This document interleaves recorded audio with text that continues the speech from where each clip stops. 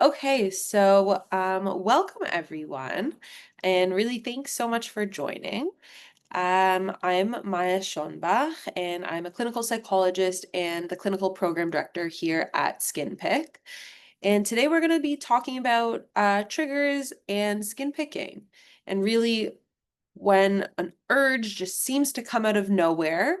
Today we're going to try and slow down together and kind of explore what can set those moments off. We'll look at the kinds of things that can trigger skin picking and kind of ways to understand and maybe start to manage them together. Um, Today we're going to be the webinar is going to be around 30-40 minutes.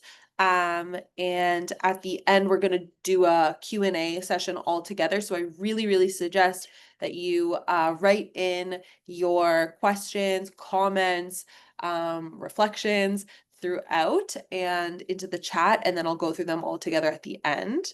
And also definitely stick around because at the end of the webinar, we'll have discount for joining the program.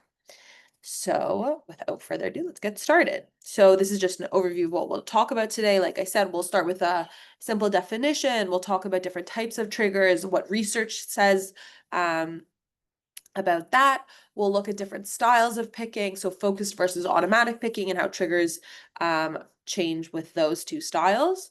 And then we'll talk about awareness and its role in managing urges and triggers. And then get into some actual practical steps in mapping your own triggers. And then we'll go through a case example of how to kind of show that illustrates how you can go through those steps together. We'll do a quick summary and then get into some of your guys' questions. Okay, so like I said, let's get started with a definition. Really, what is a trigger? So when we talk about triggers for skin picking, we mean internal or external events that really spark the urge to pick. And these are things that can show up anywhere, anytime. And really, one of the most challenging parts about them is that it's often really hard to notice in the moment while they're happening. So, common examples feeling of imperfection, boredom, a distressing and anxious thought. Um, could be as simple as maybe having your hands near your face or near your head or to a specific body part. And all of these cues can seem really small on their own, but these are all enough to maybe activate the urge for you. And so this is very important that to talk about the complexity of triggers. So triggers rarely are just about one thing. Instead, they're usually the result of what we call a layered combination of factors. So, for example, somebody might be feeling bored and then all of a sudden catch sight of themselves in the mirror and then start to have an anxious thought. Maybe I'm not pretty enough, or I need to lose weight, or anything, or I don't like this blemish. And then all of those cues together might come together to spark the urge. And research actually really supports this idea of the complexity of triggers. And in one study, which we'll talk about a lot more later, about BFRBs or body focused repetitive behaviors, most people reported having 2 or 3 even triggers before having an episode of picking, so or of a BFRB. So that actually helps to explain why triggers really can feel so confusing or so unpredictable, because it's not usually just a single cause. It's really a mix. And like we said, of the internal things like the thoughts and the emotions, and also the external elements. So like maybe seeing a mirror or lighting. And that really creates kind of the strongest pull towards the behavior when it's a mixture, a combination, the complexity. And really another very important thing to remember is that anything can be a trigger. So triggers are highly individual. What sparks the urge for one person might not affect another person at all. And then even for the same person, a trigger might show up differently depending on the situation. So like we said, mirrors, that might be triggering for one person. Or for example, a mirror in the bedroom might be triggering, but a mirror in the bathroom might not, or opposite. Or lighting, or being alone versus being with others. Um, or really like the way perfectionism shows up, internal states of being bored. Maybe if you're bored at home alone, then you're more likely to pick. But if you're bored, say on the bus, or at in a meeting, you're not gonna, maybe you won't pick as much being alone. Or so really there is no kind of one size fits all list of triggers. Again, every person's triggers are unique, and then really a major part of work in treating skin picking is learning to identify the patterns that are specific to each person, to you. So now let's go over some categories of different common types of triggers. And these are from a study that we'll talk about right now, but really they're not comprehensive. And feel free to share if you think of any additional ones that you also experience. So this is actually so yeah, this is from the study by Wetterneck and colleagues done in 2020. And the most common reported trigger from 83% of people reported in the study was a sense of general uncomfortableness. And that can take a lot of different forms. So they say vague unease or tension without a clear source. So frustration maybe, or inner pressure.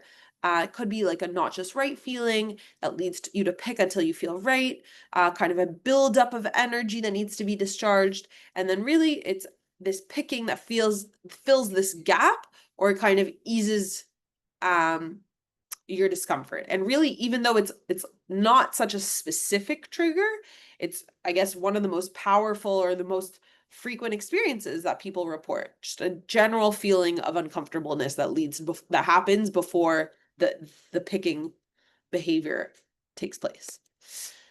And then the second most common trigger in the study was reported by 75% of people for BFRBs reported bodily sensations. So these are the physical urge signals that show up before picking, so physically. And so these sensations can take a lot of different forms. So kind of similar to the other one, but a general inner tension or pressure, a buildup. But this one is physical energy, not mental energy, that kind of needs to be discharged. Maybe a sensation in a specific area of the body before picking that you kind of need to release or do something to relieve it. Again, maybe a not just right feeling, but like in a feeling part of the body, or the way something looks. Maybe a tingling or a burning in the skin or a specific body part. And so again, maybe these are the things that kick off some of your picking episodes. And then another category that is kind of similar. These ones are the bodily sensations, but they call them physical symptoms. They said this was reported about 54% of people reported them as triggers in the study. And these are the bodily discomforts. So these are more of like the biological symptoms. So things like the heart rate changing, or heavy breathing, or sweating. Again, tingling, trembling, dizziness, and then digestive or throat discomfort. So maybe nausea, having a dry mouth, feeling like you have a lump in your throat. So these are kind of the more biological things that could happen to you, physiological, I mean. And then another major category of triggers is mental anxiety. So in the study, they found that 41% of people, the participants reported emotional or cognitive fears playing a strong role.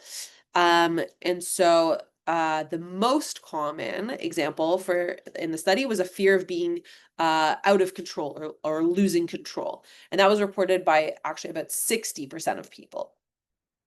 But other types of more mental anxiety triggers that people talked about and reported were self-critical worries, maybe fear about being how they look or being judged or criticized by others. And then also people mentioned having intense feelings of dread or fear or worry that kind of build up inside. And then these kinds of anxious thoughts really can create a powerful internal pressure that drives the urge to pick. And then the final category of triggers that they talked about were coming from our thoughts, ideas, or images. So in the study, so yeah, these are internal thought patterns that could spark the urge. So in the study, about a third or 37% of participants reported these as a trigger. So for some, it starts with a negative emotion that fuels the urge. And then others talk about being drawn to a specific area or the need to achieve a certain feeling of relief or maybe of satisfaction. And then for others, it's about kind of the beliefs about whether a picking is acceptable or not.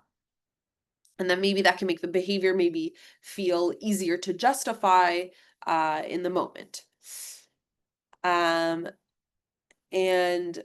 so these are kind of the broad categories of triggers that they reported in the study, but feel free again, like I said, to share maybe in the chat if you can think of any more kind of internal triggers and that you have, and we can go over them together at the end of the webinar.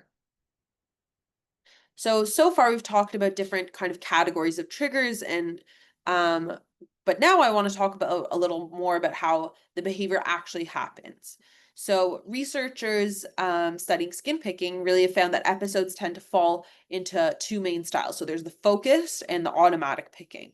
And kind of understanding the difference between these styles, it's important because each type of episode is driven by different types of triggers and then in turn might need different strategies to manage them. Okay, so let's get into that. So focus picking, it's more deliberate. So people are typically aware of the urge and intentionally pick, sorry, not pick or pull, just intentionally pick in response to thoughts, in response to their sensations, in response to um, um, emotions, the triggers that we've basically spoken about. And it can sometimes feel like a way of kind of releasing tension or reaching a particular goal, maybe like getting a certain blemish out or smoothing out of your skin. Um, and that's on the one hand of focus picking. And then on the other hand, there's automatic picking. And that is typically described as happening outside of your awareness. So a lot of people describe it as happening when they're distracted, when they're bored, when they're kind of zoned out daydreaming. So for example, it can happen when you're watching TV or while you're reading or while you're driving. And what's interesting is that many people actually experience both focus and automatic styles of picking, and sometimes it can happen even in the same day. And then, like I said, recognizing which mode you're kind of in or which style, what just happened, or the urge, what type of urge it is, I guess, it's important because then it helps to understand the behavior better and then to better tailor kind of the strategies that work for each situation.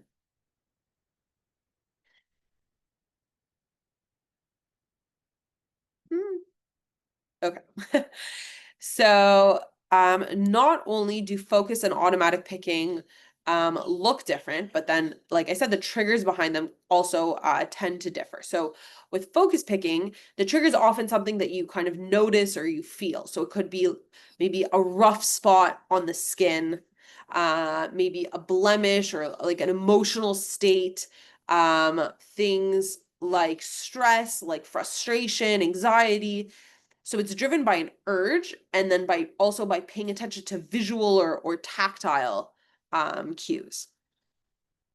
And then with automatic picking, the trigger is usually the situation kind of that you're in. So feeling bored, going through daily routines, maybe zoning out while you're distracted, and you really might not even realize that you're picking until after the fact. And so again, so different triggers might call for different coping strategies, and what works for maybe a focused picking episode might not work for an automatic picking episode. So now let's shift from the body and the nervous system to the emotional world. Um,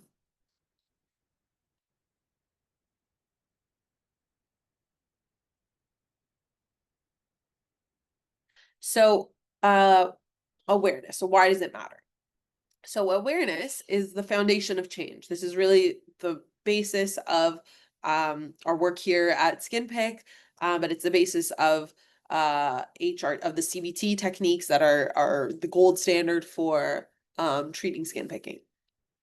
And basically, the idea is that if we can notice the moment before picking, we essentially create space for choice of either engaging in the behavior or not. So really, without having awareness, our behaviors, they tend to run on autopilot. Like even now, as I'm waving my hands around, am I really thinking about it happening? No, they're I'm moving my hands as I'm talking. It's happening on autopilot, but this is the behavior. If I'm aware of it, then maybe I'll put my hands down in my lap, and then I have more space to choose. Same thing with picking. So essentially the idea of learning to tune in to those early signs, that's really the first step towards building coping strategies that work. So yeah, so first step towards choice, first step towards coping. And like I said, without awareness, then your habits run on autopilot. So there are a few practical ways to build awareness. So one major way is mindfulness techniques. So that includes things like grounding, and we're actually going to practice that together shortly next. Also, just simply pausing in the moment, noticing what's going on in your body, notice going on around you, maybe saying to yourself, I notice my hand near my face, saying things out loud or in your head. Um, Another one is self-monitoring or journaling, really writing down what was happening, um, what you're thinking, your thoughts, your feelings. And then that is something really good about building awareness internally, building awareness for what's happening to you. And then finally, pattern spotting. We're going to talk about this a lot shortly also, but over time you can look back and look for repeating combinations of triggers. Like we said, that layered complexity is very common for skin picking. And so that can kind of help you predict and then hopefully prepare for maybe more high risk situations. Okay, so I want to do kind of a short pause together and practice a grounding exercise. So this is something that you can use by yourself anytime that you feel an urge coming on. So if you guys feel comfortable, we'll do it together. So gently get comfortable. Place your feet on the floor and take a deep breath in, slow, and out slowly. Now, I want you to look around the space that you're in and notice 5 things that you can see. They could be objects, shapes, colors. Just name 5 things quietly in your mind.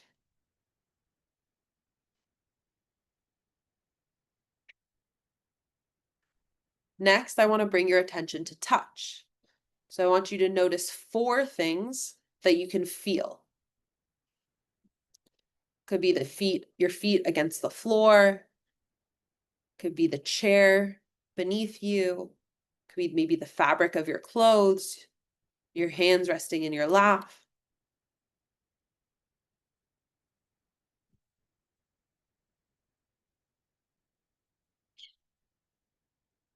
Now tune into your hearing. What are three sounds that you notice right now? Maybe they're close or they're far away. Just listen.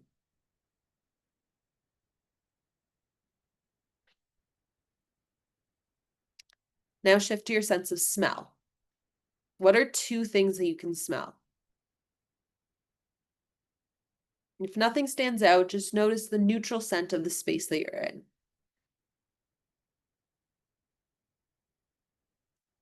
And then finally, come back to your sense of taste. I want you to notice one thing that you can taste. It might be maybe lingering from a meal, maybe the natural taste in your mouth. Now take one more slow breath in and out. When you're ready, just bring your attention back to the webinar. And so this is a grounding technique. And this is just an exercise that really helps you reconnect with your body and with your surroundings.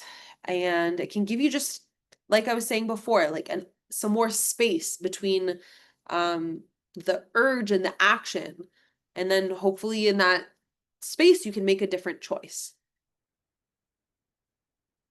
And if you want, feel free to write any uh, reflections or thoughts that you had in the chat. Okay, so as we've seen, triggers are really unique for every person. So again, like I said, the best way to understand your own patterns is to map them out. So when we notice when urges are happening, it's important to write them down. And then over time, we can look for patterns and really start to see the specific combinations that lead up to your picking. So now we're going to walk through really some practical techniques, a simple kind of 4-step process to help you begin mapping your own triggers so that really you can move from feeling kind of maybe confused about what are my triggers into really recognizing kind of the signals that come before the behavior. Okay, so the first step in mapping your triggers is to simply notice. Oops, sorry, not step 2. Step 1 is to simply notice the moment when an urge comes up. So ask yourself, what was I doing? Was it a certain activity? Maybe you describe it to yourself, the location, where the situation, where was I? Ask yourself, what was I feeling? And here also describe like the thoughts that are going through your head. So the emotions, but also cognitively. And then also, what did you sense in your body? Maybe a specific bodily sensation, an urge or a pull towards a specific part of the body. And really these little details help capture kind of the moment before the behavior starts. And it's good to get all the fine layers down. And at this stage, the goal isn't to change anything. At this stage, it's really just to notice. This is really where awareness ties in. Okay, so once you notice what's happening, the next step is to record it. So this doesn't have to be complicated. It's just important to just jot down really a few words. You could do it in your phone. You can do it in a notebook that you carry with you. You can use an app in your phone. I think it's really great to use the Notes app and just write things down. But really to write down the situation, your thoughts, your feelings, any body sensations that you noticed. Write the triggers that you've noticed down. But really, key is to keep it short and simple. Don't overthink it. Don't write, I don't know, a whole page. Just to kind of get some jot notes down. And then recording this is really helpful because it helps kind of bring things that are more automatic into your awareness. And the actual act, so you first notice it, but then the actual act of writing it down also brings it more into your awareness. And then step 3 is to look for patterns. So over time, as you're recording this more and more, you'll start to see patterns. So maybe there's certain times of day that stand out. Maybe there's certain settings, certain places that repeat themselves. Maybe the bathroom, maybe your desk at work, maybe your car. And also to see about particular emotions or sensations that repeat themselves. So again, looking for those repeating elements really helps understand when you're more vulnerable to picking, and then you can start to put some practical techniques into place in order to hopefully prevent, and like we said, with making that gap because of the awareness, then to help you maybe make that choice of to do something else as opposed to engaging in the picking episode. And then finally, step 4 is to remember that it's rarely just one thing. So like we said, like we saw in the research studies, that most people report 2 to 3 triggers leading up to an episode. So again, like we said, you might feel bored, might see yourself in the mirror, and also have an anxious thought. And all of that together, that combination could actually spark the urge to pick. Um, and so mapping your triggers really helps you to kind of untangle these layers so that you really can see how different pieces or things come together, and then how you can better prepare for them. Okay, so now let's go through a case example. So this is really supposed to help bring this to life more, and help um, kind of give a face to the steps. And if you have any questions, again, definitely write them down. So this is Michaela. She is a 32-year-old young professional who struggles with skin picking.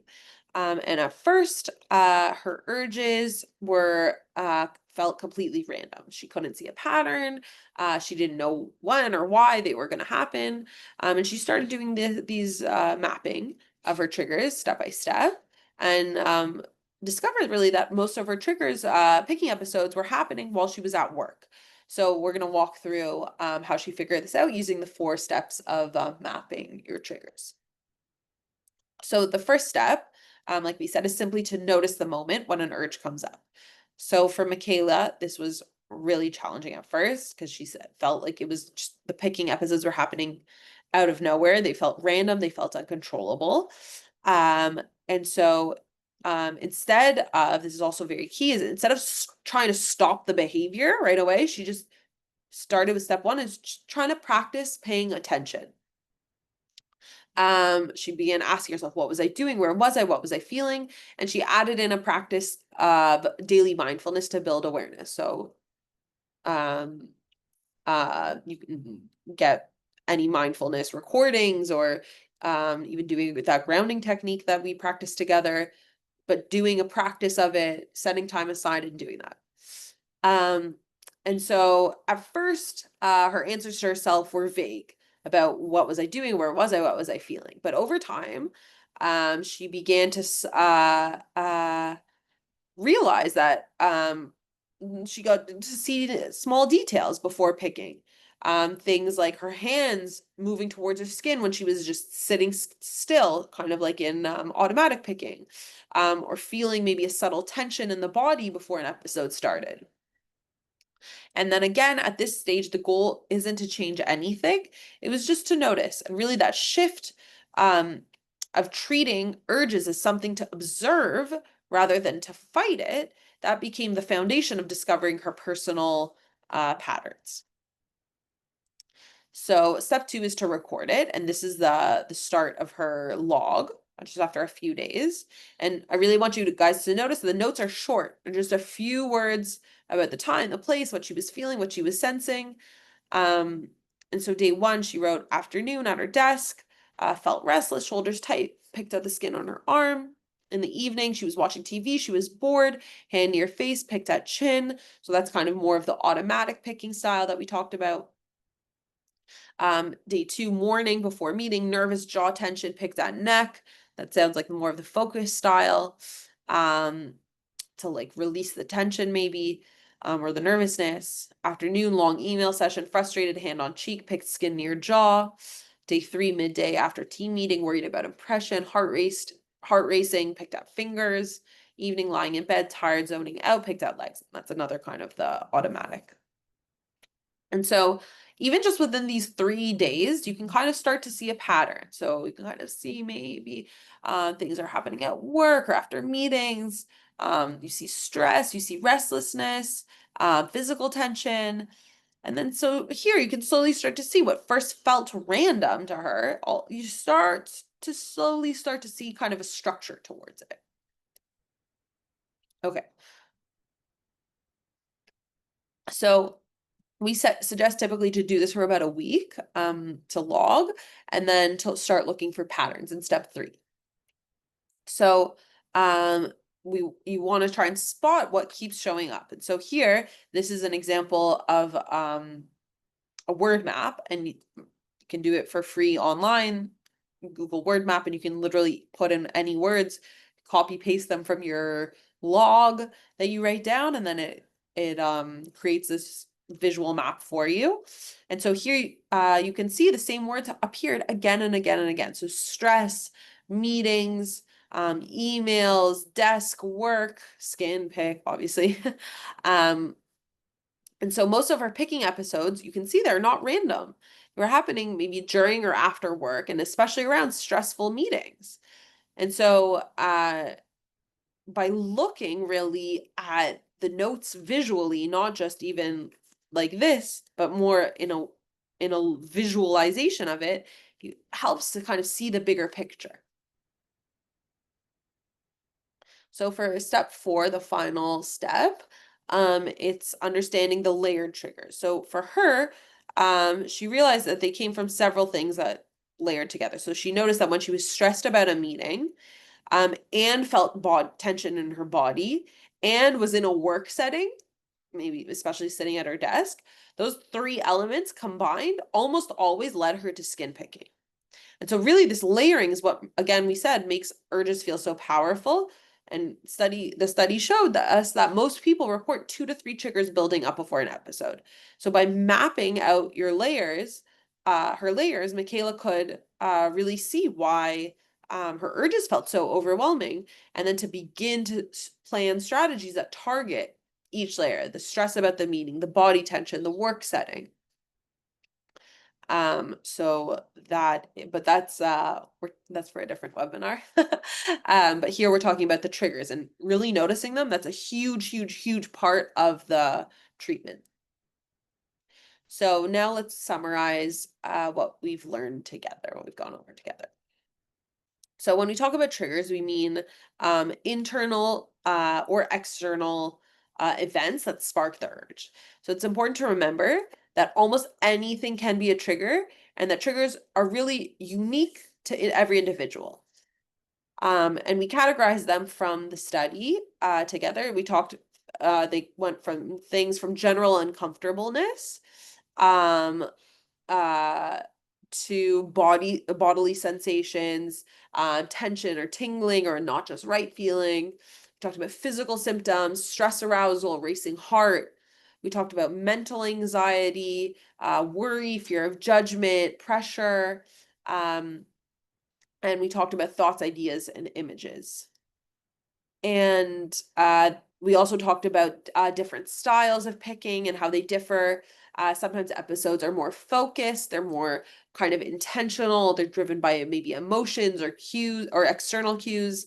And sometimes things are just automatic. And they happen kind of outside of your awareness, almost without any awareness, maybe during a routine or when you're feeling bored. And really that's why awareness is the first step to notice what is happening to you in order to create some space between the urge and the behavior. And then from there, it's important to work on mapping your triggers using the 4 steps that we covered to reveal really the patterns that are unique to you. And then finally, I wanted to just add this in here is that compassion, self-compassion is so important. Um, that change doesn't come from change or progress doesn't come from judgment. It comes from curiosity, from being patient with yourself, um, and understanding that making change comes from a lot of work and practicing new skills. So I just want to go over quickly the free resources that we have for subscribers and for non-subscribers to our program to SkinPick, and we really encourage everyone to use them. So as you know, we have monthly webinars, and you can see any recordings of our past webinars available on our website, on our YouTube page. And like I said, like in this webinar, we're not talking about the practical skills to manage the urges, but we talked about how to recognize your triggers. But there are other webinars on our YouTube channel about managing urges. So online forums and blogs on our website, you can check them out at skinpick.com. And also, finally, I really encourage you guys to follow us on social media. Really, they're a great opportunity for community, for it's a really comprehensive center for information, for treatment options. So definitely follow us at skinpick.com. And like I said, here is the $100 discount for the first month using the promo code PROWEB100 for signing up to SkinPick. And if you have any questions about the program, definitely send us a question. Send your questions to customer support at skinpick.com. And if you have any other clinical questions, like definitely feel free to ask questions now. But if you want to ask something maybe more private or personal, you could definitely shoot me an email at maya@healthingminds.com. So let's get into the questions, the Q&A.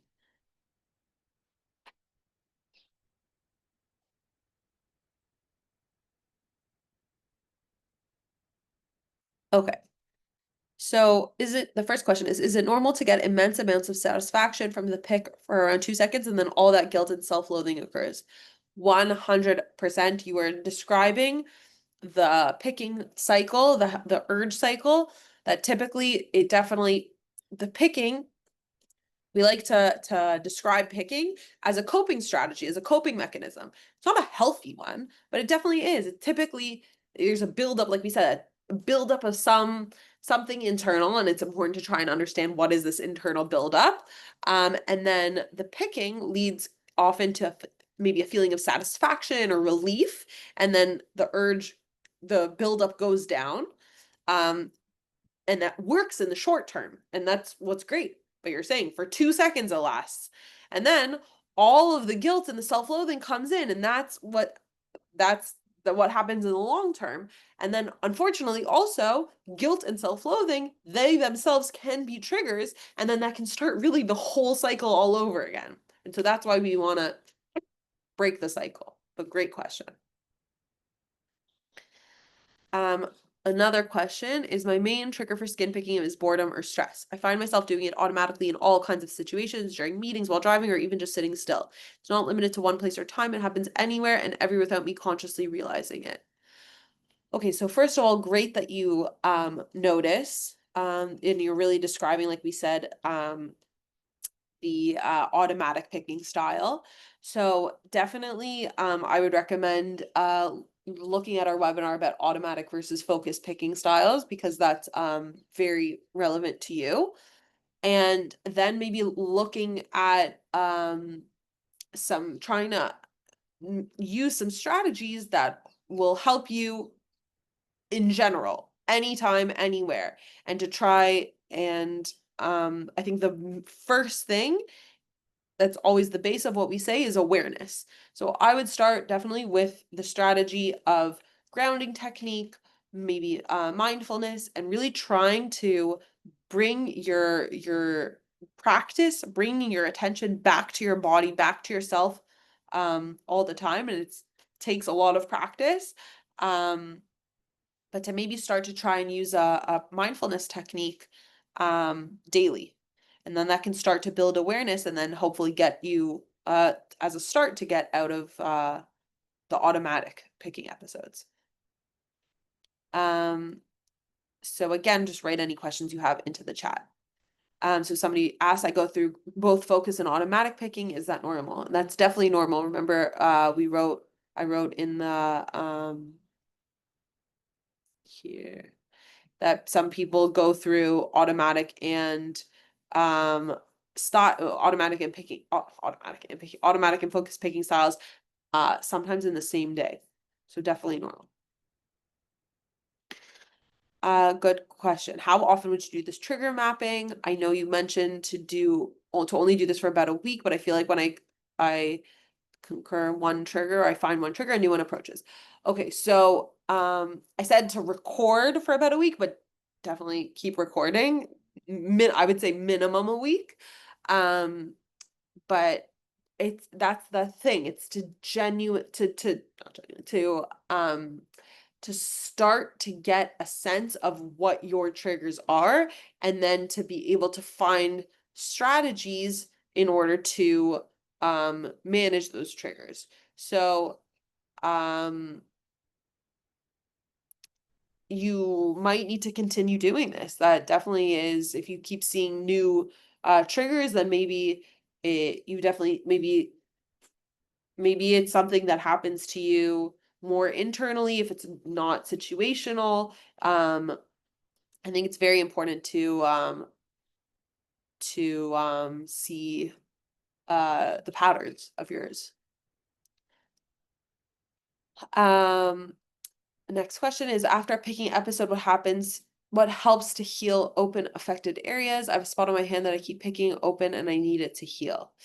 So first of all, a thing that we often recommend is a barrier. Like if it's just so automatic and it's to the exact same space, a barrier. If you can put on a bandage, if you can put on gloves sometimes, or as much as possible, or if it's in a certain situation, if you know what happens often when you're driving or watching TV and you're bored, whatever, put gloves on maybe first.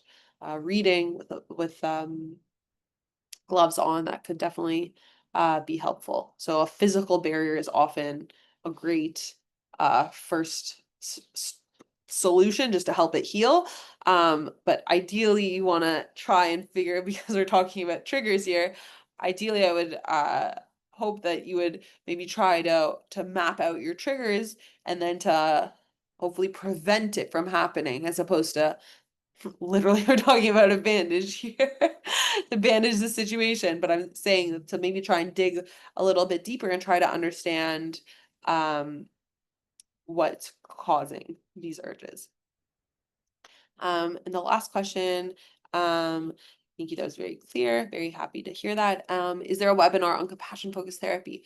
I don't believe that we have one, but that is a really good idea. I believe we have about self-compassion.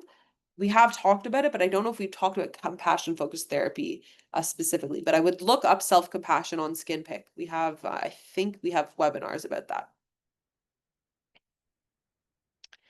Another question is, sometimes I rush home to pick my skin, like I can't wait. Is that normal? So I wonder, I would ask you, first of all, is it maybe because it's something that you feel like you hide when you're out in public with others? Maybe there's a sense of embarrassment around that. So definitely is normal. But I would try to understand maybe what is causing that to happen, and then maybe try to work with that. And to try to understand if maybe there's the sense of satisfaction. It's because I get a kick out of it, like dopamine.